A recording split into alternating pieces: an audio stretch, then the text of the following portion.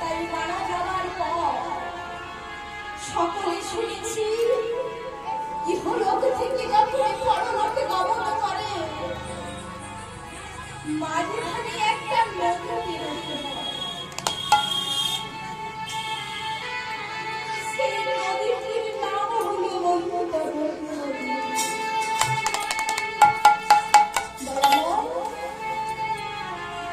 যখন আমি পরলোকে চলে যাবো বলরা, তুমি আমাকে পারাপারি করে দেবে, কথা দাও দয়াময়।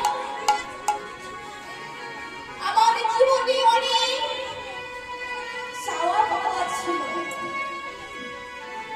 সেটা তো আর পূরণ হলো না। তাই দয়া করে পরপারে যাওয়ার সময় নদী